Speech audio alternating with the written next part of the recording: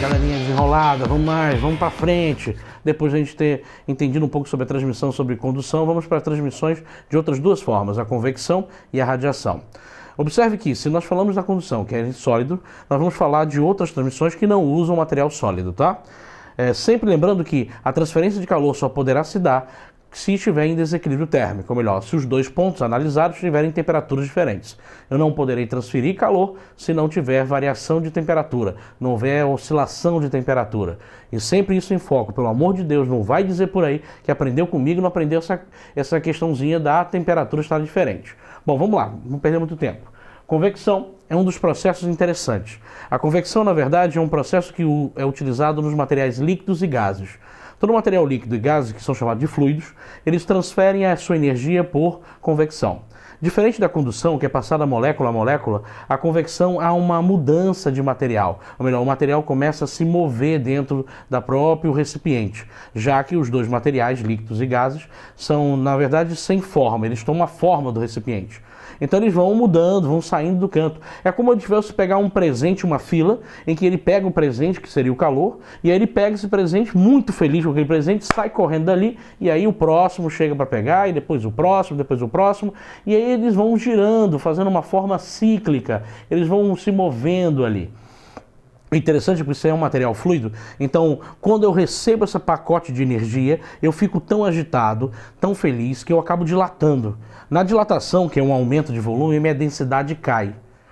Materiais com densidades diferentes, eles têm uma mania de se arrumarem. Aqueles que tiverem densidades menores vão subir e os que tiverem densidades maiores irão descer. Então é por isso que vai acontecer essa forma cíclica no produto que tem de convecção, que é quando eu trabalho com os líquidos e os gases. Olha só.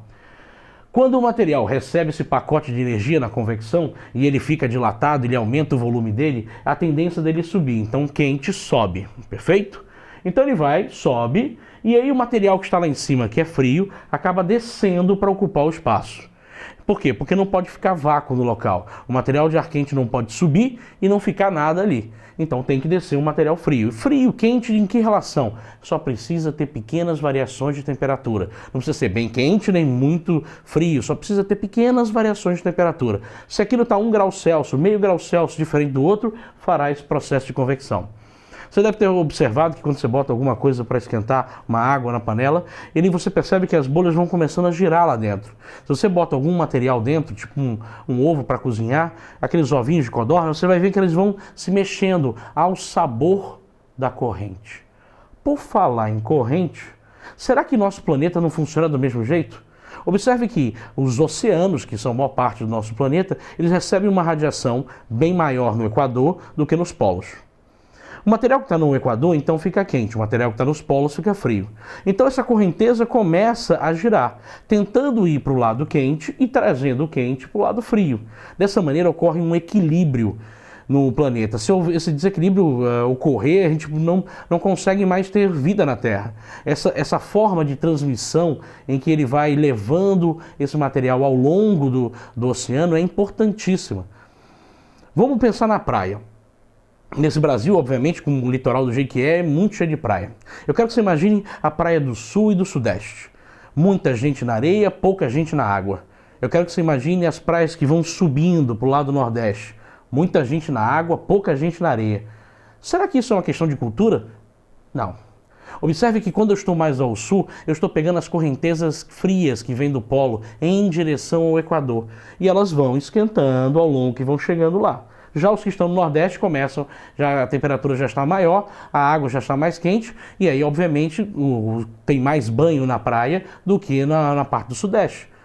Filme Copacabana, um monte de gente na areia. Por que não entra na água? Porque está gelada, meu querido.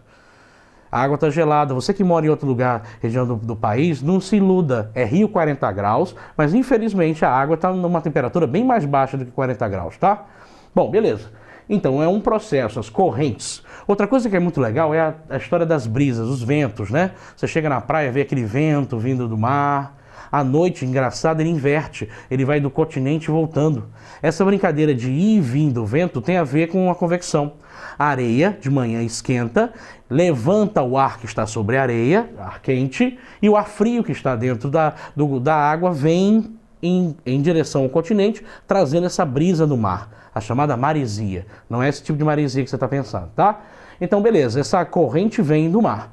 E aí, à noite, ao contrário, o ar quente está sobre a água, que ficou muito tempo aquecida, passou o dia aquecido, e aí ele sobe e o frio, que agora está com o continente, vai embora.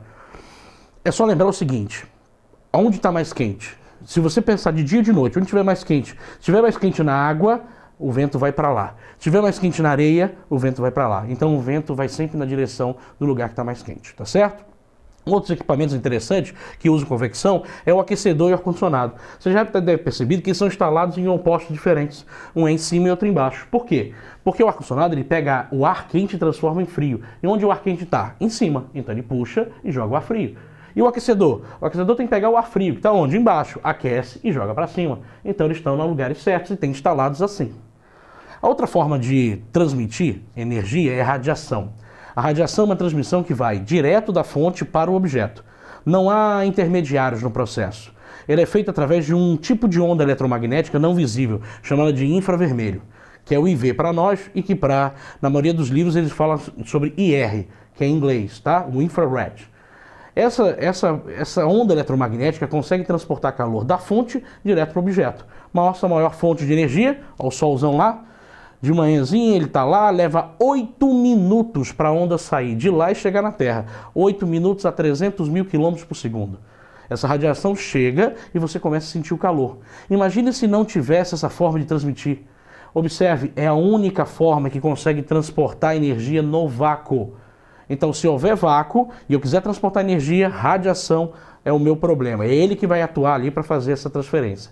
A energia vai sair do Sol à Terra, aquece tudo, o mar, as areias e tudo. Aí vem a convecção, e sobe ar quente, desce ar frio. Esse processo, então, da natureza não existiria se não existisse essas formas de transferência de calor. Tanto a convecção como a radiação. Na prova passada, uma dessas provas do Enem, caiu um exemplo muito interessante. A menina pega uma lâmpada, instala uma lâmpada e aí quer se bronzear na lâmpada. Ela vai, liga a lâmpada e fica embaixo. E os itens, obviamente, perguntam se ela se bronzeia ou não. É claro, você não é ridículo também não. É óbvio que a lâmpada não vai bronzear aquela menina, mas eu quero que você preste atenção no seguinte. Se o exemplo que no texto foi só uma lâmpada, viesse, na verdade, 20 lâmpadas de 100 watts cada, será que assim ele bronzeava? Bom, eu acho que você está na dúvida como eu, né? Mas preste atenção, isso não vai acontecer. O infravermelho, ele não é responsável por bronzeamento. O bronzeamento é feito por uma outra comprimento de onda chamada de ultravioleta. Talvez a gente depois faça até uma aula fazendo a luta desses dois, o infravermelho e o ultravioleta. Mas é o ultravioleta que realmente faz o bronzeamento. O infravermelho só transporta calor. Tem calor da lâmpada? Tem, querida. Você vai botar as 20 lâmpadas, vai suar, vai desidratar, vai morrer, mas não irá se bronzear, minha querida. Não adianta botar o biquinizinho, botar 20 lâmpadas que não vai dar certo. Aliás, essas máquinas de bronzeamento estão até proibidas, tá? Não faça muito isso não. Aliás, uma vez eu assisti um filme que a mulher entrava numa máquina de bronzeamento e pegava fogo. Não sei da onde, porque o ultravioleta não transporta calor. Então ele não pode pegar fogo. Mas vai lá, hoje no Brasil tá cheio de mulher melancia, mulher merambos, vai, isso aqui é... sei lá, mulher álcool, pega fogo instantâneo, sei lá, mas ela entrou naquela máquina e pegou fogo. E não pode acontecer, porque cada um transporta uma coisa diferente. Infravermelho transporta calor. Ultravioleta vai causar um efeito biológico que vai deixar sua pele um pouco mais escura se você tiver essa tinta no corpo. Se não tiver também, se for um branquelo, não vai adiantar de nada, tá? Mas aí ele vai fazer, é ele o responsável pelo bronzeamento. O infravermelho transporta diretamente calor. Não se esqueça, o infravermelho também transporta outras formas e outros dados. Mas dentre essas coisas, o calor é uma delas, certo? O infravermelho não está presente somente nisso, tá? Por exemplo, na churrasqueira, quando eu boto a mão e sinto o calor, aquilo é infravermelho. Aliás, uma dica importantíssima. Se eu me aproximo de algo e sinto que está quente sem encostar, ali tem radiação infravermelha. Nós emitimos radiação infravermelha. É só lembrar que tem, infelizmente, né, por conta das guerras, existem alguns mísseis que são teleguiados por calor. E aí, se o cara tiver um calor lá, um infravermelho, ele vai atrás do processo. Aquelas máscaras que foram usadas no deserto, os caras caçavam os outros soldados com uma máscara que só captava calor. E essa forma de captação de energia era interessante para eles naquele momento, porque ele utilizava uma forma de energia não visível, aquela que transportava apenas calor. Deu para diferenciar? Vai dar para trabalhar? Vai dar para evoluir? É isso que é importante, galera. Vamos lá, para a próxima. Valeu!